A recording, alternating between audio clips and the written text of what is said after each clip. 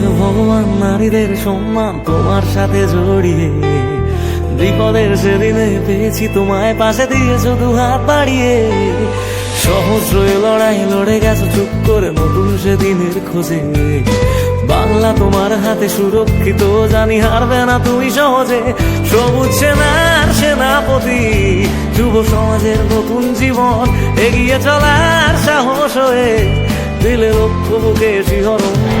তুমি অভিষেক সাহস অনেক নিয়ে তোমার সাথী হলাম, বাংলার যুবরাজ আজ তোমায় জানাইছিলাম। তুমি অভিষেক সাহস অনেক নিয়ে তোমার সাথী হলাম, বাংলার যুবরাজ আজ তোমায় জানাইছিলাম। বাংলার যুবরাজ আজ তোমায় জানাইছিলাম।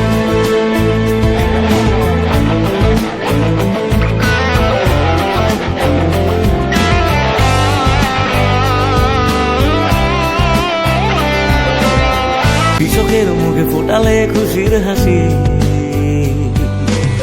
দু চোখের ওই বিপ্লবে হলো দিল্লি হুঁশিয়ার, আজ তোমায় জানাইছিলাম।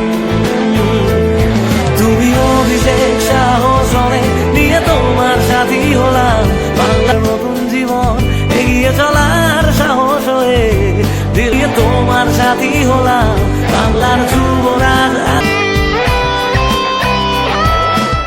ফলে সেই দিক থেকে যদি আপনারা লক্ষ্য করেন যে আমাদের সরকার, আমাদের মামাটি সরকার, আমাদের অল ইন্ডিয়া তৃণমূল কংগ্রেসের সভানেত্রী, আমাদের প্রিয় মুখ্যমন্ত্রী মাননীয়া মমতা ব্যানার্জি আর্থিকভাবে তাদেরকে স্বাবলম্বী করার জন্য লক্ষ্মীর ভাণ্ডারের মতো প্রকল্প তিনি নিয়ে এসছেন এবং সেটার পরিমাণ, টাকার পরিমাণ তিনি বাড়িয়ে যাচ্ছেন ধীরে ধীরে। দেখেছি যে বিভিন্ন হসপিটালে, বিভিন্ন প্রাইভেট হসপিটালে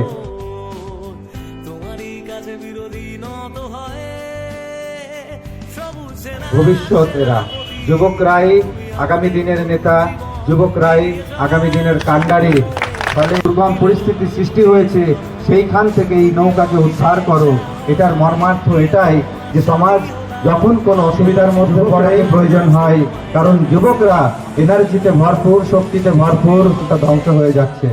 আমার অনুরোধ যুবক ভাইদের কাছে যে আপনারা সমস্ত রকম কোনো রকম খারাপ প্রলোভনে পা দেবেন না। আপনাদের ভবিষ্যৎ, আপনাদের জীবন এখনো অনেক বাকি, আপনাদেরকে অনেক কাজ করতে হবে, তাই জন্য আপনাদেরকে সুস্থ থাকতে হবে এবং লালগোলার স্বাস্থ্য ব্যবস্থার উন্নত যতটা করা সম্ভব, যতটা সর্বোচ্চ চেষ্টা আমি করে যাব, এই আশা আপনাদেরকে আমি দিতে চাচ্ছি। তিনি আমাদের মায়ের মতো আমাদেরকে আগলে রেখেছেন এতদিন ধরে, তিনাকে আবার মুখ্যমন্ত্রীর মসনদে বসাতে হবে। আমি আবার আপনাদের হাতে তুলে দেব, এই ভরসা আপনাদের আমি দিতে চাই। সমস্ত ধরনের পরিষেবা পাওয়া যায়, মানুষ যাতে সুস্থ থাকে, শান্তিতে থাকে, সর্বোপরি নিরাপদে থাকে, মা বোনেরা যেন নিরাপদে থাকে, তাদের যেন কখনো কোনো অসম্মান না হয়, এরকম একটি নিরাপদ এবং লালগোলাকে আশা করছি মুর্শিদাবাদের মধ্যে শ্রেষ্ঠ করার চেষ্টা করব। আপনারা আমাকে সাথ দেন। আমি আর বেশি দীর্ঘায়িত করছি না, আপনারা দীর্ঘক্ষণ থেকে আছেন।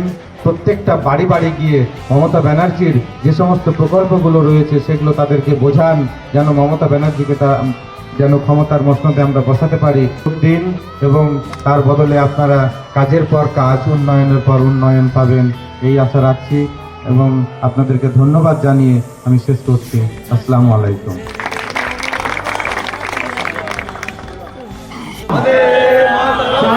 তৃণমূল কংগ্রেস জিন্দাবাদ, মূল্যবোধের মহান নেত্রী মমতা জি জিন্দাবাদ, জননেতা হুসেন জি জিন্দাবাদ, আব্দুল্লাহ জি জিন্দাবাদ।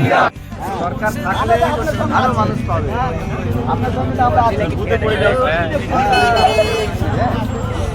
আমরা